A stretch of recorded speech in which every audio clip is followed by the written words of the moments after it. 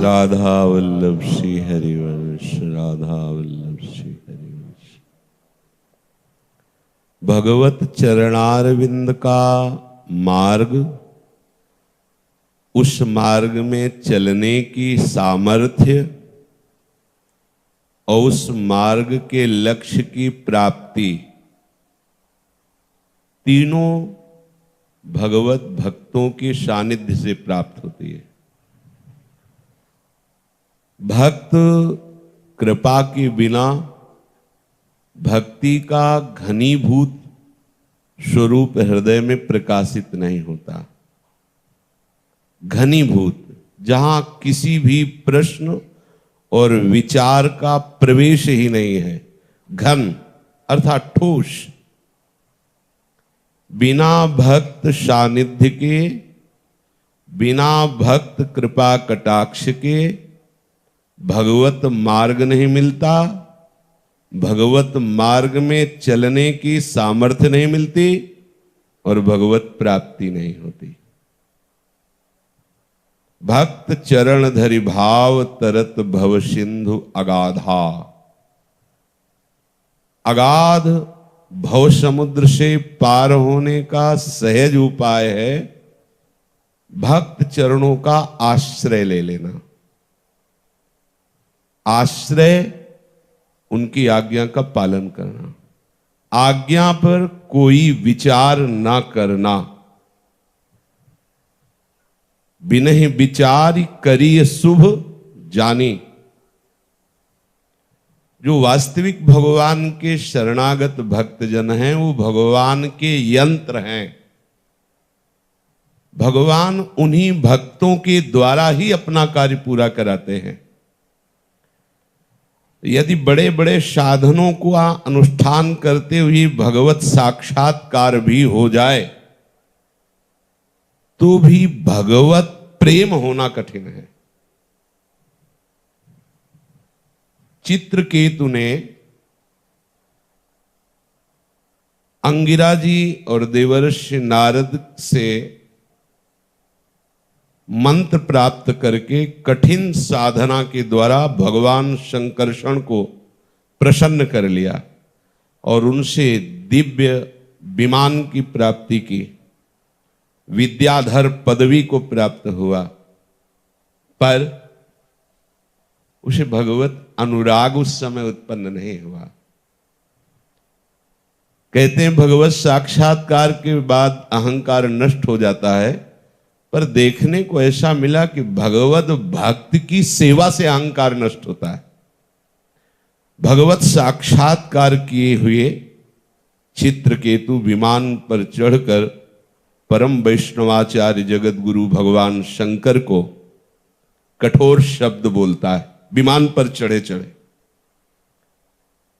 कहा अपने स्वरूप में निरंतर रमण करने वाले महादेव, और कहा ये साधन के द्वारा प्राप्त हुई पदवी में विराजमान, ये कैसे समझ सकता है उसको। जब देखा कि प्रभु को कठोर शब्द बोल रहा है, और ऐसे कठोर शब्द जो निंदनीय सभा में नहीं बोले जाते, वो भगवान शंकर को बोल रहा है। साधारण गृहस्थ भी अपनी भार्या से एकांत में मिलते हैं, तुम जगत गुरु हो और सभा में ब्रह्म उपदेश कर रहे हो। महादेव जी ऐसे विराजमान किए थे, त्रिपुर सुंदरी भगवती उमा। अब वो दो देख रहा है, अरे उनका बाम अंग ही तो है, वो दाहिनांग शिव है, बाम अंग शक्ति है, संपूर्ण शरीर विराजमान है। अलग अलग स्त्री पुरुष भावना से भावना कहां गई, बड़ा सूक्ष्म विषय है। भगवती उनको दंड देती हैं, शाप, जात व असुर भाव को प्राप्त हो। महादेव जी के सामने विमान पर चढ़े हुए उनका उपहास कर रहा है। वृत्तासुर के रूप में प्रकट हो। अब उसके दिमाग में बात आई, कहां प्रभु की आराधना और कहां ये असुर भाव, ये मेरे से गलती हो गई। ये गलती क्यों हुई? समझ में आया कि भक्त का सानिध्य नहीं किया। तो अंतिम समय वो यही प्रभु से मांग रहे हैं कि आपके जो निज जन हैं मुझे उनकी दासता प्राप्त हो जाए। ध्रुव जी मंत्र बल से अटल पदवी प्राप्त करते हैं और श्री भगवान उस पदवी को देने के लिए वहां पधारते हैं मधुवन, यही मथुरापुरी में। जे ही भगवान का दर्शन हुआ हृदय जलने लगा। यद्यपि भगवत दर्शन से शीतलता और प्रसन्नता होती, पर ध्रुव जी का हृदय जलने लगा। ऐसे परम प्यारे प्रभु के श्री चरणों का निरंतर सानिध्य, श्रीअंग सेवा ना मांग करके अटल पदवी, ये किस काम में आएगी पदवी? ऐसी मुझसे गलती कैसे हुई? लगा भक्त चरण आराधना नहीं हुई। तो उस समय प्रभु से कह रहे कि प्रभु मुझे आप अपने निज जनों की दासता प्रदान कीजिए। श्री पीपा जी, सीता सहचरी जी भगवत आराधन और भक्त आराधन दोनों में बहुत प्रवीण हैं। साक्षात दिव्य द्वारिकापुरी के दर्शन करके द्वारिकाधीश के दर्शन करके आ रहे हैं। हृदय में प्रबल भाव उठा, नाम सुना था चीदर चिदरानी जी का, उनके दर्शन करने का। दोनों महापुरुष हैं, सीता सहचरी जी भी और पीपा जी भी, दोनों भगवत साक्षात्कार किए हुए हैं। जब उनके यहां पहुंचते हैं तो घर देख करके ही उन्हें आश्चर्य होता है। ऐसे अकिंचन है ये, न घर में दरवाजा है न खिड़की है, अंदर कोई पात्र या कीमती वस्तु ही नहीं दिखाई दे रही, रज के पात्र रखे हुए। जब चीदर जी ने सुना पीपा जी और सीता सहचरी आ रही, पुलकित भाव से आए, परस्पर जैसे भक्तों का मिलन होता है वैसे मिले। फटी सी, कई जगह से फटी धोती ऐसे दो बार करके ऐसे लपेटे हुए हैं, कृष्ण शरीर है, आंखें भगवत अनुराग के नशे में झूम रही हैं। पीपा जी और सीता सहचरी को बहुत सुख मिला भगवत भाव में डूबे हुए अकिंचन संत का दर्शन। पर इनको शोक हुआ कि ऐसे बड़े भगवत भक्त आए और आज इनके स्वागत के लिए हमारे पास कुछ नहीं है। चिदरानी जी उनसे बढ़कर भक्ति संपन्न थी। चीदर जी ने शोकाकुल होकर कहा, आज तक कोई भक्त हमारे दरवाजे से विमुख नहीं गया, आज इतने बड़े भक्त आए हैं, इनका कैसे क्या स्वागत कर पाएंगे? कुछ तो है ही नहीं, उनका एक वस्त्र है हमारा, इसको बेच दो जा करके।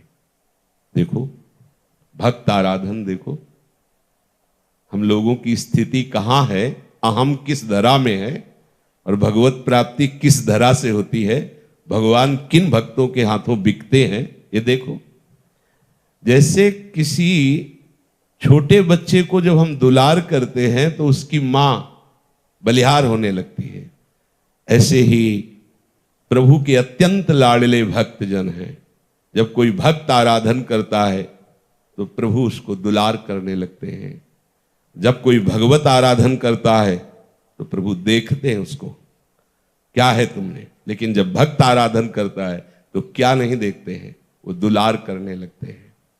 ऐसा ही किया चीदर जी ने, उस पहने हुए वस्त्र को बेचा, जो भी मिला उससे जो भी आया रंध्रन किया, भगवद अर्पित किया और चीदर जी ने थाल रखी पीपा जी और सीता सहचरी के आगे। सीता सहचरी जी ने कहा, भक्ता इनको भी बुला लीजिए तो साथ ही पाए। बोले नहीं नहीं आप पाइएगा, क्योंकि उतना ही था और वो आने योग्य नहीं थी, क्योंकि एक ही वस्त्र था, वो संत सेवा में बेच दिया। स्वाभाविक प्रीतिवश सीता सहचरी जी उठी और रसोई में गई, देखा अर्ध निमीलित नेत्र, मुख से भगवान नाम स्फुरित हो रहा है, दिगंबर, कोई शरीर में वस्त्र नहीं, बैठी हुई है। देखते ही ये तो महारानी थी सीता सहचरी जी, समझ नहीं कि शायद इनके पास एक ही वस्त्र था जो बेचकर हमारे सामने प्रसाद। तो उन्होंने कहा, आप वस्त्रहीन बैठी हुई हो। तो उनकी आंख ऊपर उठी और कहा, सुना था द्वारिकाधीश का साक्षात्कार करके आ रही हो, तो मेरे मन में था जब आप मिलेंगी तो उनकी शोभा का वर्णन करेंगी, वो कैसे रूपवान है। पर ये क्या, आप मिली, इस गंदे शरीर की चर्चा करने लगी। ये नंगा ही पैदा हुआ था और ऐसे ही फेंक दिया जाएगा। यदि साधु सेवा के लिए ये वस्त्रहीन हो गया तो कौन से आश्चर्य की बात। गजब की निष्ठा।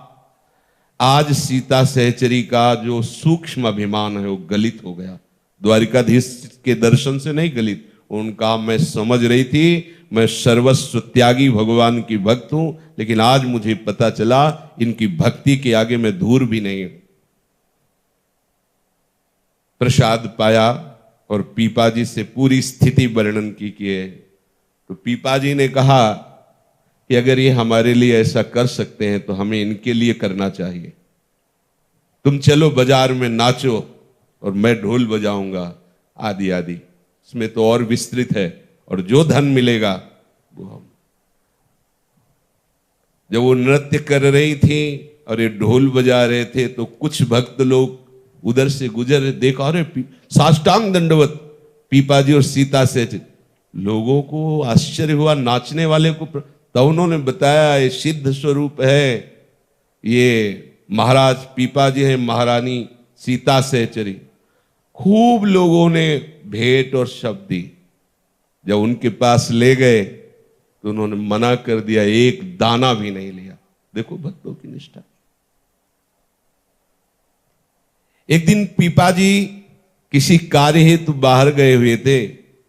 सीता सहचरी जी कुटिया में थी। कुछ संत पधारे। सीता सहचरी जी ने विचार किया कि कुटिया में तो कुछ है नहीं, पर संत विमुख चले जाएं ये तो बहुत ही हमारे लिए असहनीय होगा। तो जब भिक्षा के लिए जाती थी तो एक दुकान वाला बनिया वो गलत दृष्टि से देखता था। सीता सहचरी जी ने विचार किया ऐसे भोजन मिल जाएगा, संत सेवा हो जाएगी। उसके पास गई, कभी नहीं बोली थी, कभी नहीं देखा था। गई और कहा हमारे यहां संत अतिथि रूप में पधारे हैं, क्या आप कुछ भोजन सामग्री दे सकते हो। तो उन्होंने कहा जो हमारे मन की इच्छा यदि तुम पूर्ण कर दो तो जो चाहो ले जाओ, उनका अवश्य पूर्ण करूंगी। पहले संत सेवा, और जो चाहो खूब घी बूरा ये सब अच्छी अच्छी सामग्री दी, ले गई। रसोई बनाई, ठाकुर जी को भोग लगाया, संत को पवाया। जब संत पा रहे थे तभी पीपा जी आए। पीपा जी ने कहा ये सुंदर सुंदर पुआ खीर और ये सब पदार्थ मुझे अकिंचन के यहां कैसे बन सकते हैं, कहां से लाई तुम। तो उन्होंने बताया शरीर को उसके बदले में बेचा है। मतलब वो दुकान वाला गलत दृष्टि रखता था। तो आज शरीर काम आ गया संत सेवा में। सामग्री लाके संत को पवा दिया, आप जा करके उसकी आज्ञा का पालन करेंगे। पीपा जी ने कहा ऐसी निष्ठा तो हम सोच भी नहीं सकते थे जैसी तुम्हारे हृदय में है। आज से मैं तुम्हें प्रणाम करता हूं कि तुम भगवान के भक्त के प्रति इतना इतना भाव। सुनो, पैदल तुम्हें नहीं जाना है, तुम हमारे कांधे पे बैठ के चलो, हम तुम्हें ले चलो। अब जिसका अन्न संत ने पाया हो और जिसके सन्मुख ऐसे महाभागवत हो, उसकी बुद्धि भ्रष्ट कैसे हो सकती है। जब ये गई और कहा आपकी क्या आज्ञा है, तो चरणों में लौट गया, बोला माता मुझ नीच की जो आंतरिक वृत्ति थी, जब आप यहां से रसोई सामग्री ले गई थी उसी समय जलकर खाक हो गई। बस आपके चरणों में मैं क्षमा मांगना चाहता था और कुछ नहीं। बस मुझे क्षमा कर दीजिए, कभी भी सेवा का अवसर हो ऐसी आज्ञा कीजिए। भक्तमाल और शास्त्रों का स्वाध्याय और उनका मनन करने पर यही बात निकलती है कि हमारे हृदय में भगवत प्रेमी महात्माओं की एक एक आज्ञा का बिना विचार किए पालन करने की जिस दिन सामर्थ्य आ जाएगी, उसी दिन आप देखोगे कि मुस्कुराते हुए लाडले प्रिया प्रीतम खड़े हैं। महाप्रभु कह रहे हैं, भक्ति कर दीप प्रेम करी बाती, साधु संगति करी अनुदिन राती।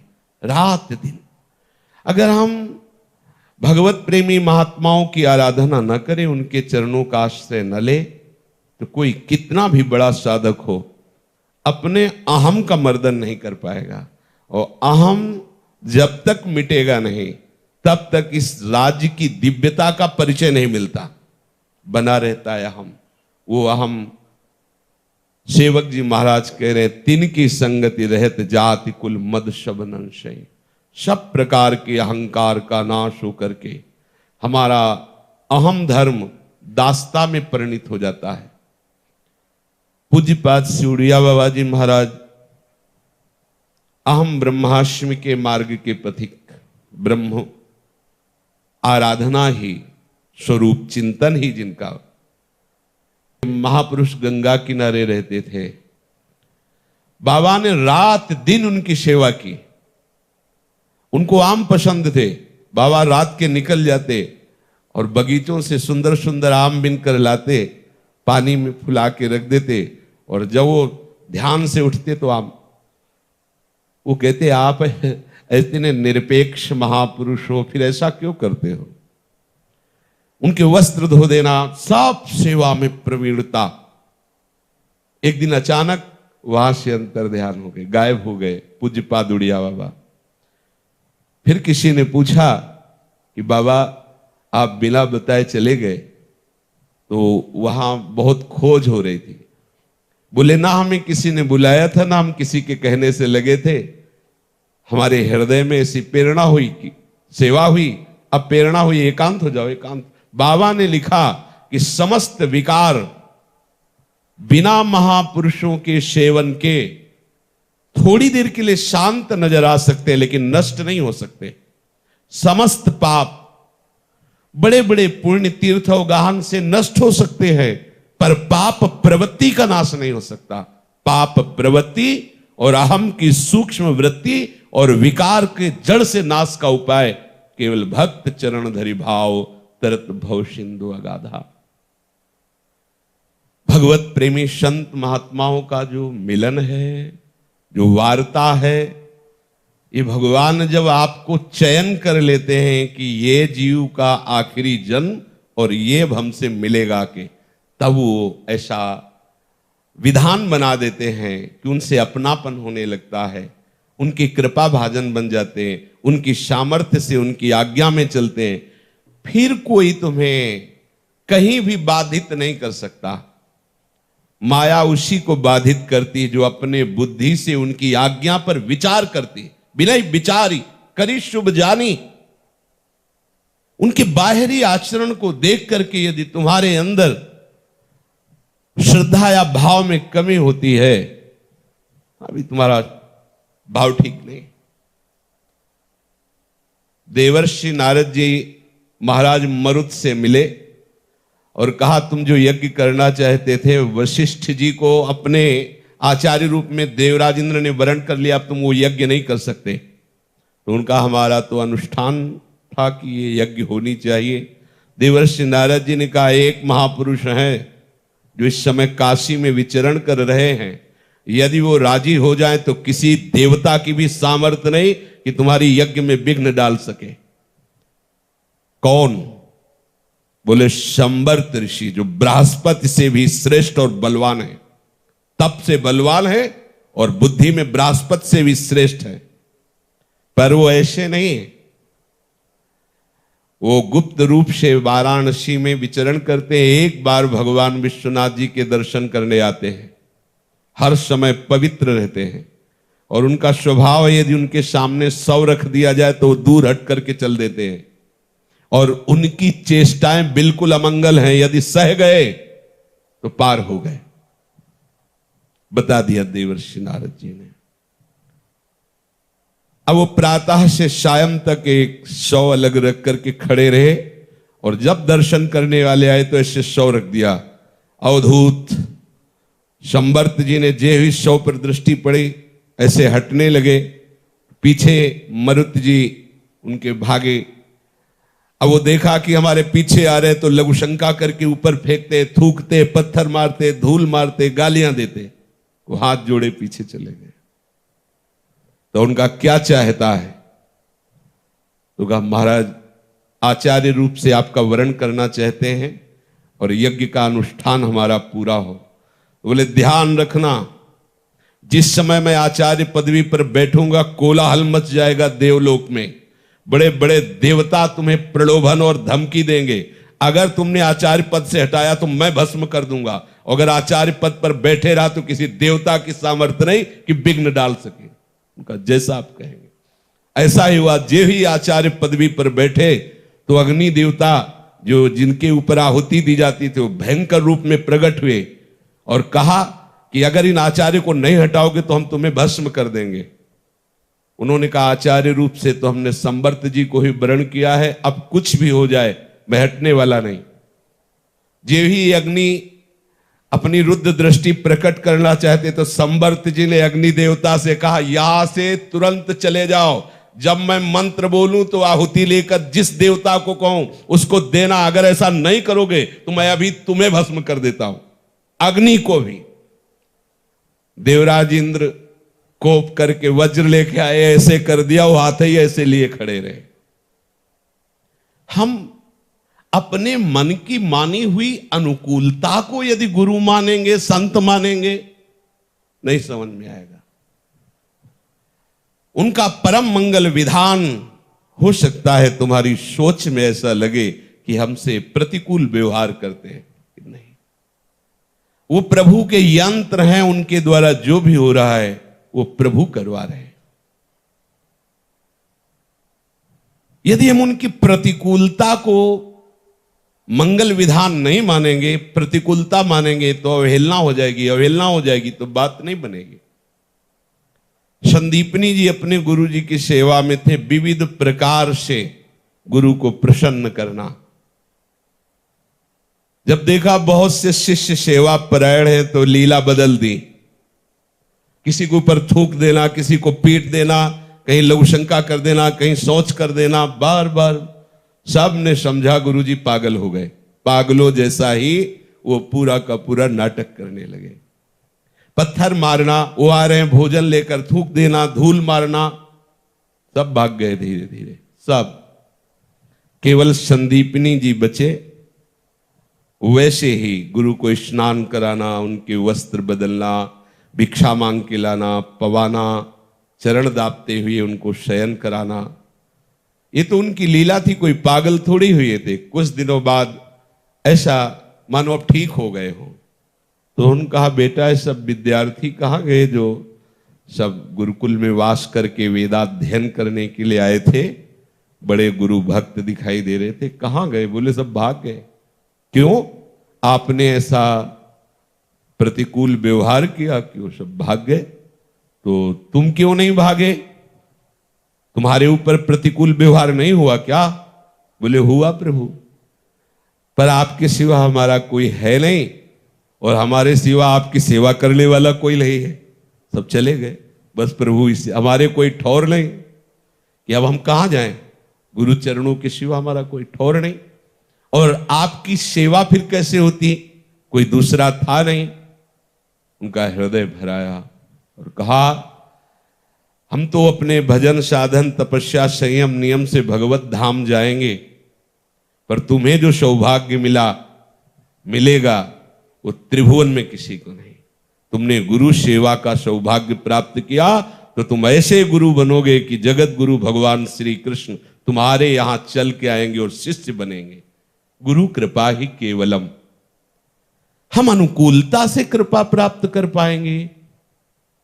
अनुकूलता से, जैसे कोई प्रश्न करता है हमारे पाप सारे समर्पित हैं, कोई बड़ी बात नहीं है। आपके पाप रुई हैं, एक चिंगारी पड़ते ही भस्म हो जाए, लेकिन आपकी पाप प्रवृत्ति जब तक आप समर्पित नहीं होंगे तब तक वो नष्ट नहीं होगी।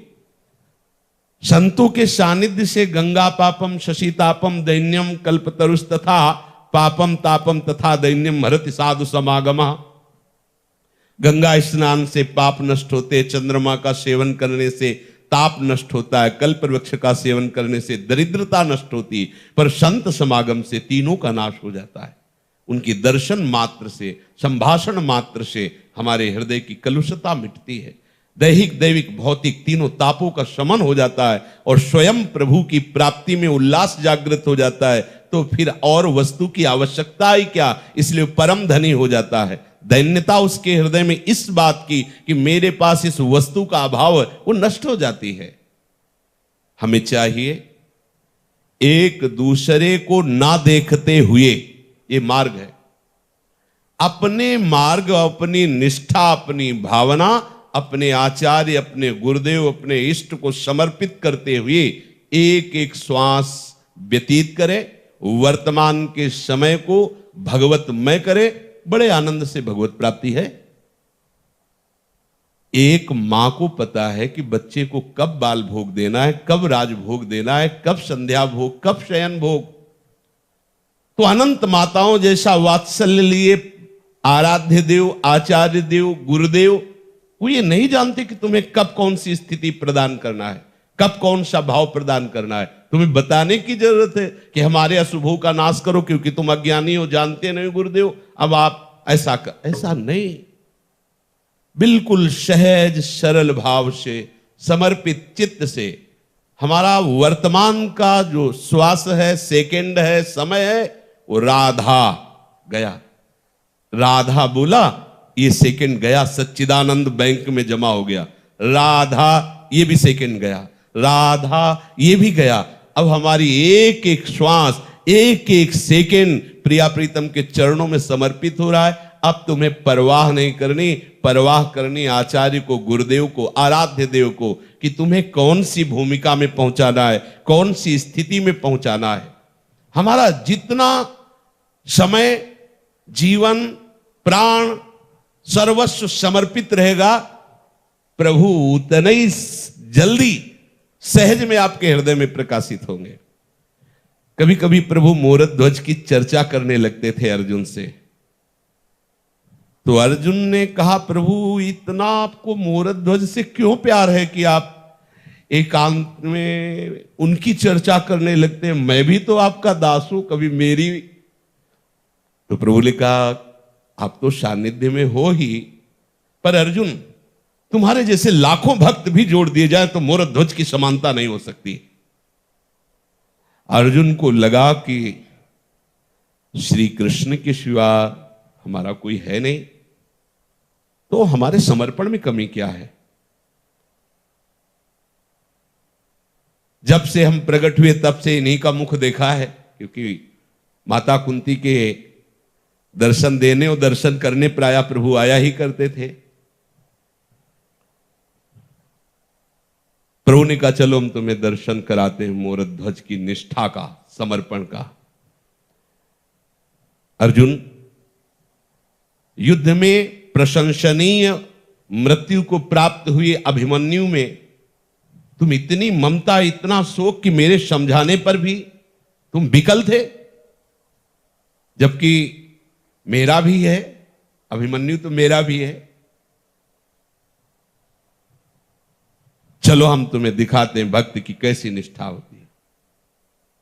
माया से एक सिंह की रचना की और साधु वेश में, कहीं कहीं है कि अर्जुन को ही ऐसा, जो वहां पहुंचे भगवान रूप में नहीं, अतिथि रूप में साधु वेश में सिंह लिए निकले, मोरत ध्वज प्रणाम किया। तो उन्होंने कहा, ये हमारा मित्र सिंह है, बहुत शांत है, कभी शिकार नहीं करता, आज बहुत भूखा है। मेरी इच्छा हुई कि आज तुम इसका उदर पोषण करो। तो उनका, भगवान आदेश करो, क्या रसोई बने? होगा रसोई तो कहीं सिंह पाता है क्या, वो तो मांस पाता है। भगवान, आपके लिए हम कसाई वाड़े जा सकते हैं और वहां से मांस ला करके। नहीं, जाने की जरूरत नहीं, घर में मांस है ना। प्रभु, नहीं, यहां तो वैष्णव है, घर में तो कभी ऐसा नहीं, वो जो तुम्हारा पुत्र है ना, दोनों पति पत्नी मिलकर आरे से चीरो और उसका मांस शेर को पवा दो, हो गया। भगवान रूप में बोलते और दिखाई देते भगवान, फिर ऐसी निष्ठा होती तो भी प्रशंसनीय ही है, पर अत्यंत प्रशंसनीय कि भगवान ने संत रूप धारण किया, भक्त रूप धारण। उनका भगवान जैसी आपकी आज्ञा। बोले सामने हमारे ऐसा करो, कटवा दिया, आंसू नहीं निकलने चाहिए। बोले आंसू क्यों प्रभु, आपकी वस्तु है, संत और भगवंत को सर्वस्व समर्पित है। वो तो बाहरी लीला थी, आवाज दी दूसरा मुहूर्त जो ऐसे ही भागता, उनका बेटा भागता, वो तो कर तुम अकर तुम अन्यथा कर तुम सर्वसमर्थ अपने स्वरूप में प्रकट हो गए। जब तक इस शरीर में ममता है, जब तक अहंकार है, आप में कुछ करने की, आपने कुछ किया है, आप कुछ करेंगे ऐसी धारणा है, तब तक दिव्य राज्य में प्रवेश नहीं होता। ऐसे हो जाओ, अपने अहम को प्रभु के चरणों में समर्पित कर दो, और वो समर्पण होता है भक्त समर्पण से। भक्त के प्रति, गुरुदेव के प्रति, संतों के प्रति हमें ऐसी बुद्धि रखनी कि जहां मुझे जाना है वहां ये पहुंचाने वाले प्रभु के द्वारा भेजे गए हैं। प्रभु ने यदि उचित नहीं समझा होता तो आपका मिलान क्यों करवाते? वो अज्ञानी है क्या कि आपको धोखे में डाल देते? उन्होंने चयन किया है कि आपका कल्याण, आपका मंगल इनके आदेश उपदेश, इनके वचनों से, इनके द्वारा बताई हुई चेष्टाओं से होगा। बस मन वचन कर्म से हमें वैसे ही चलना है।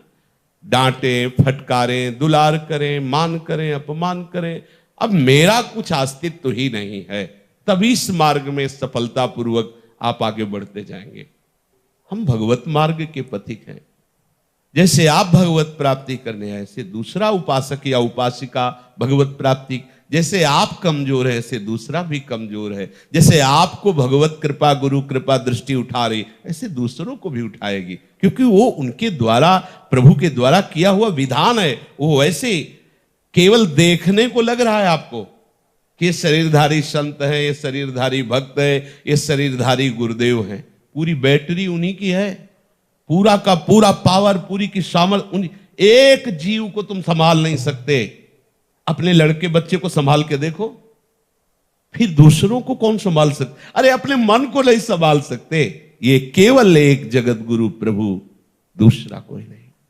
अगर आपको ऐसा अनुभव होता है कि हमारे गुरुदेव की हम पर बड़ी कृपा है, वो आप देखोगे धीरे धीरे आपके हृदय में ऐसा भाव आने लगेगा कि आप रोने लगोगे।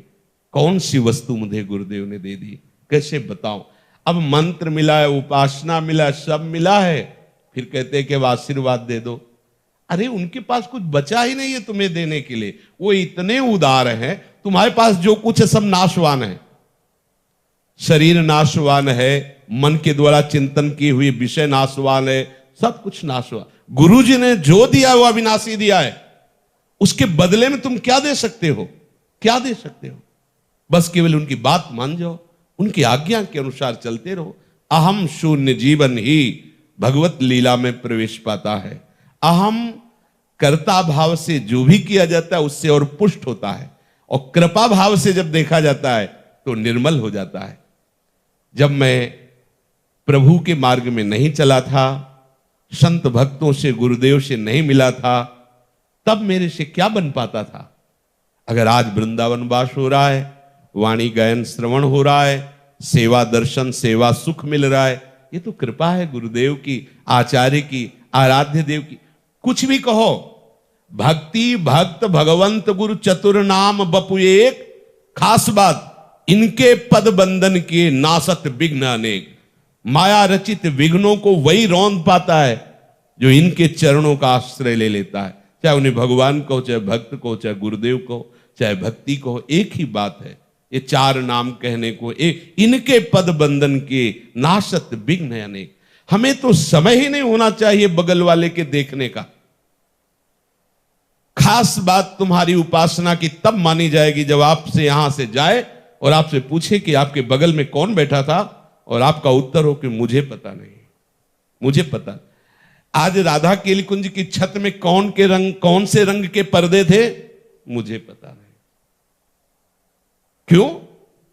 बस हम तो गए, श्री जी को देखा, बस नेत्र झुकाए, श्रवण मनन चिंतन, नेत्र झुकाए, चले गए। कुछ तब माना जाएगा कि आपकी एकाग्रता है। महापुरुषों के चरित्रों का जब चिंतन मनन होता है तब भी पता चलता है। एक बार सभा में भाई जी की पूजा होनी थी और भाई जी के प्रवचन होने थे। पूरी सभा हजारों की इंतजार कर रही थी। सभा में अनाउंस करने वाले ने माइक लिया और कहा, क्षमा कीजिए आज भाई जी नहीं आए, अब कारण मुझे पता नहीं। तो भाई जी बोल उठे, हम तो 1 घंटा पहले आ गए थे और वहां बैठे थे जहां सबकी पादुकाएं थी। अरे भाई जी आप यहां बैठे हो, चलो चलो, पकड़ के ले गए। क्या आचरण दिखाई दिया? दैन्यता। यानी मेरा पूजन हो रहा, मैं पर तो आगे जाके और जय हो फूल वर्ष। कितनी दैन्यता! दैन्यता ने ही प्रकाशानंद जी की बुद्धि पर प्रहार किया। महाप्रभु चैतन्य देव का यश काशी में व्याप्त हो रहा था। प्रभु ही है, भगवान ही है। जो हरे कृष्ण कहते तो ऐसा लगता प्रेम की लहर फैल गई। जब कोई भी देखता तो लट्टू हो जाता है। इतना सुंदर रूप और भगवत प्रभाव से प्रेम विह्वल विकल। क्या किया उनकी? वो भगवान ही है, प्रभु ही है। जब जो प्रकाशानंद जी के पास आता वो उनकी बड़ाई करता। वो कहते हैं क्या नाचना गाना सन्यासी का धर्म है? आसन लगा के बैठे अपने स्वरूप में स्थित हो जाए, हमारे सामने उनकी बड़ाई मत किया करो। तो एक दिन महाप्रभु से प्रार्थना की किसी प्रियजन ने कि प्रभु जब आए ही हो, ही इतना बड़ा उनके हृदय में ब्रह्म ज्ञान का अहंकार है, प्रभु आपके समीप आने पर भी वो यदि आपका सुख ना ले पाए तो उनका जीवन बेकार चला। आप कृपा करके पधारो। उधर उनको भी मनाया कि एक बार तुम महाप्रभु चैतन्य देव के दर्शन तो कर लो। बोले हम नहीं जाते। बोले यदि वो यहां आ जाए? बोले हाँ ठीक है, यहां आ जाए तो ठीक है। और यहां आ जाए उसमें भी चाल थी कि जब यहां आएंगे तो सभा में शास्त्रार्थ करके अपने सब परिकर के सामने उनको नीचा दिखाएंगे। देखो सन्यास धर्म सबसे श्रेष्ठ है। जिस दिन सभा रखी गई महाप्रभु उस दिन पधारे। आंसुओं से कपोल भींगे हुए हैं, रोमांच हो रहा है। हा कृष्ण, हा कृष्ण। और जहां सबके चरण धोए गए थे उस मोहरी के पास जाके विचार कीजिए, स्वयं प्रभु ही हैं, आचार्य प्रभु ही होते हैं। कितनी सामर्थ्य है। और कहा जो ही प्रभु प्रकाशानंद जी ने देखा तेजस्वी महापुरुष, ऐसी दैन्यता, और उनका हृदय कचोटने लगा कि अरे अहंकारी, अब तो उठ करके चरण पकड़ ले, कितने बड़े महापुरुष। गए, चलो चलो स्वामी जी ऊपर बैठो, चल के यहां आपको शोभा नहीं। हम तो आपके चरणदास हैं, स्वामी तो आप हैं। फिर भी पकड़ कर लिए। जो चर्चा हुई, महाप्रभु के वचन, महाप्रभु के नेत्रों के आंसू, महाप्रभु का वो कृष्ण प्रेम, सब के सब जितने बैठे थे सबके अहंकार का मर्दन हो गया। और वही प्रकाशानंद जी प्रबोधानंद जी के नाम से जाने गए, वृंदावन निष्ठा की धर्म ध्वजी। ऐसी वृंदावन निष्ठा, गजब की वृंदावन महिमामृत में सुनते हैं। हम महापुरुषों के चरित्रों को पढ़ते हैं, सुनते हैं, और बगल में बैठे हुए उपासक से अहंकार की चेष्टा करते। दैन्यता उससे नहीं है तो आप कहां सीखोगे दैन्यता? कहीं कोई ऐसा स्कूल दैन्यता का लगता हो तो बताओ। हमें अपने ही समाज में दैन्य हो जाना है। जब बगल वाला धक्का मारे आप और सकिल जाओ, और धक्का मारे और सकिल, और धक्का मारे उठ के पीछे बैठ जाओ। लेकिन पीछे वाला पूछे क्यों उठ के आ गए? इच्छा थी ऐसे ही बैठ गए। दोष दर्शन, उसने 2 बार धक्का मारा, निकले बाहर, हम बताएंगे? ऐसा नहीं। आपसे सबसे हाथ जोड़कर प्रार्थना है, आप विशाल हृदय के बनो। ये छोटी छोटी बातों में जलना, ईर्ष्या, ये वो मार्ग है जहां अपने अहम को मिटा दिया गया, अपने अस्तित्व को मिटा दिया गया है। बहुत बढ़िया अवसर मिला है, अब चूको मत। केवल अपने आप के भाव को देखना है बस। बगल वाले को देखने के लिए गुरुदेव हैं, आचार्य हैं, इष्ट देव हैं, आपको देखने की जिम्मेवारी नहीं, वो देखेंगे। आप तो सिर्फ अपने भाव को देखिए कि मेरी धारा कहां जा रही, मेरा चिंतन कहां जा रहा है, मेरा भाव कहां जा रहा है, बस। अगर आप अपने को देखोगे ना, तो अपने को देखते देखते आप सबको देखने लायक बन जाओगे। फिर सब में अपने ही प्रीतम को देखोगे, न कहीं राग न कहीं द्वेष। उपासक जब तक अपने पास समीप बैठे हुए उपासकों के बीच में परिपक्व नहीं होगा, तो विश्व में कहीं भी टहले और परिपक्व होने वाले नहीं। हमें प्रभु यही प्रतिकूलता देंगे। उठो, पीछे बैठो जी, यहां नहीं, वहां बैठ जी। हमें बैठने आए क्या ये? हम तो लेने आए, वो लेने के लिए जा भी बैठे, वो मिल रहा है। कोई हमें न देखे, हम केवल अपने प्रभु को देखें, अपने प्रभु की बात सुने। शांत, झगड़ा नहीं, ईर्ष्या द्वेष नहीं, बड़प्पन नहीं, हम कुछ श्रेष्ठ हैं, यही मिटाने के लिए तो हम साधना करने आए। सावधान, वो अपने निज जनों के द्वारा जब आपका विधान बना रहे तो वैसे चलो। सब श्री जी के निज जन हो, तुम्हें ना अपने कल्याण की चिंता करनी है, ना अपने पाप की चिंता करनी है, किसी की चिंता नहीं करनी।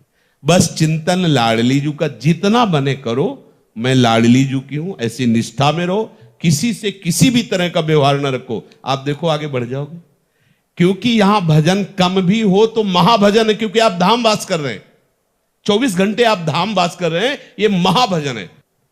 अगर वृंदावन हमारा जीवन धन है तो भी हमें चिंता क्यों हो रही है अपने कल्याण की? पकड़ो ना, आपके पास तो बहुत बहुत बहुत बड़ी सामर्थ्य है आपके पास। अरे लाडली जैसी हमारी स्वामिनी है, करुणा समुद्र हमारे गुरुदेव आचार्य हैं, तिहारे आगले पाछले अपराध हरिवंश के भी। यहां सबसे बड़ी समस्या यह है कि बात को माना नहीं जाता। हम कह रहे हैं इसका अस्तित्व छोड़ दो, जाओ तुम्हें भगवत प्राप्ति हो जाएगी। उनको लगता है माइक का लोभ है क्या?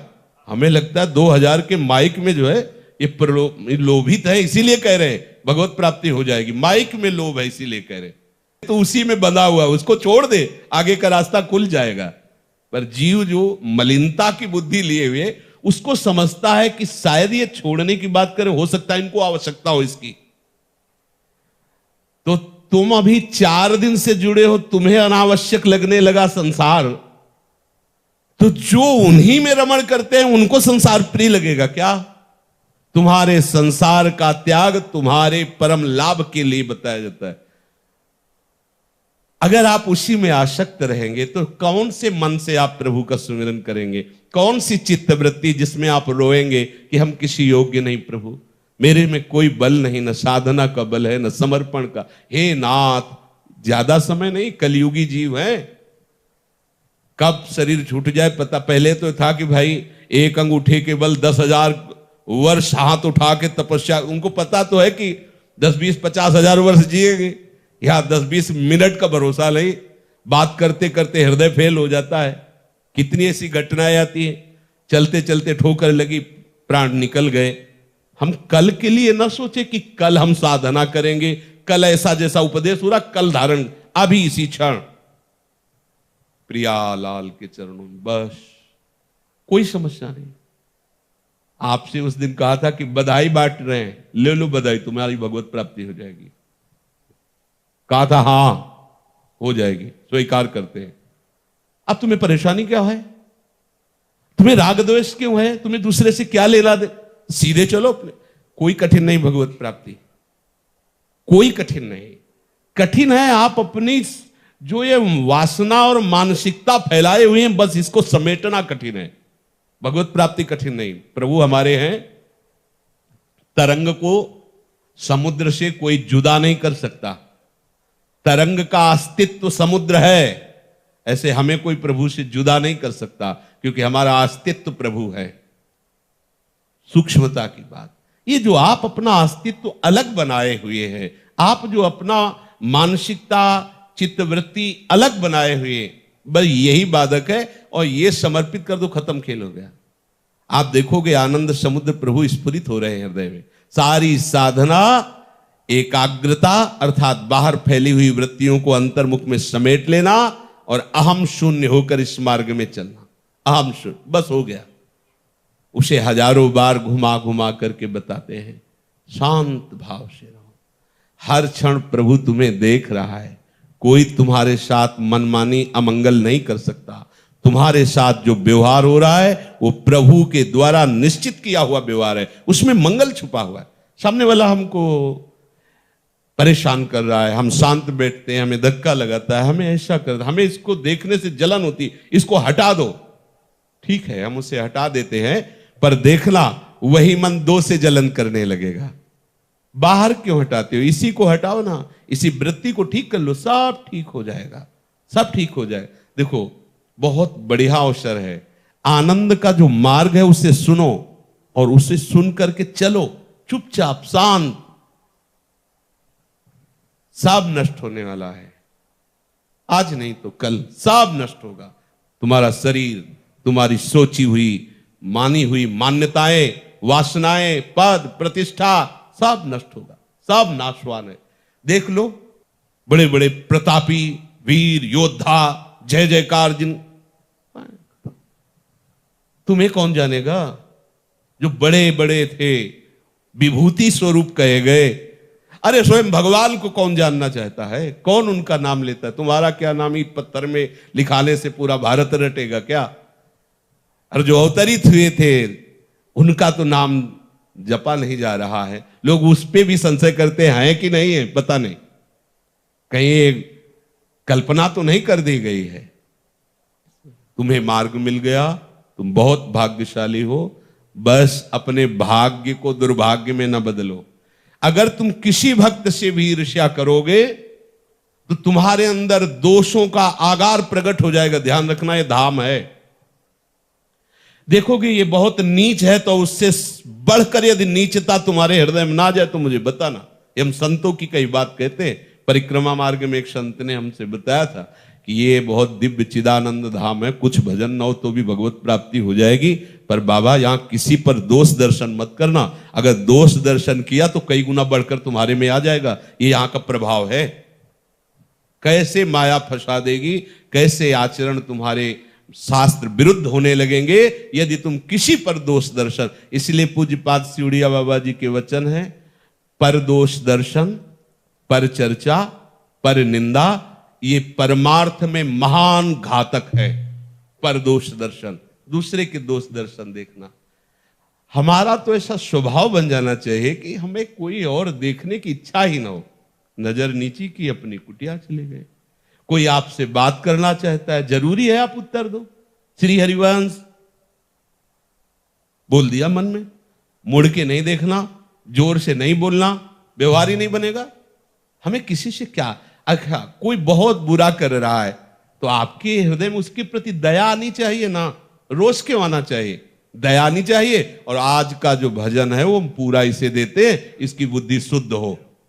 दूसरे दिन फिर तुम्हें लगे शुद्ध नहीं तो फिर भजन करो, देव।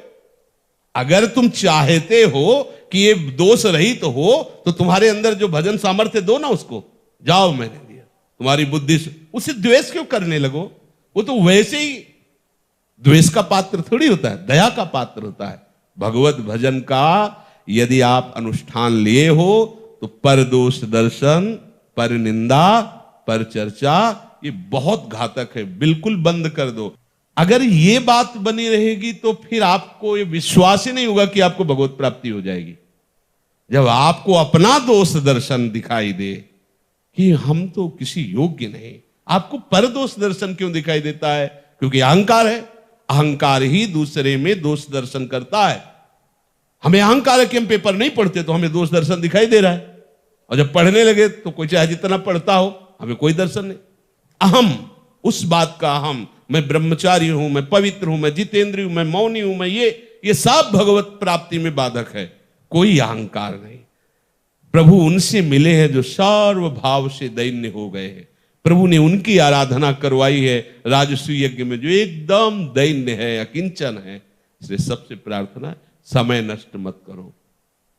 एक दूसरे से बात करने का समय नहीं, एक दूसरे की तरफ देखने का समय नहीं, एक दूसरे की चर्चा करने का समय नहीं। अगर हम चार मिलते हैं, सावधान, उसमें दोष दर्शन, दोष चर्चा, दोष चिंतन, वो तुम्हारे हृदय को मलिन कर रहा है। इतना साधन कर रहे हो, भगवद आश्रित हो, इतनी तो सफाई करने में मेहनत लग रही, तो गंदा क्यों कर रहे हो तुम?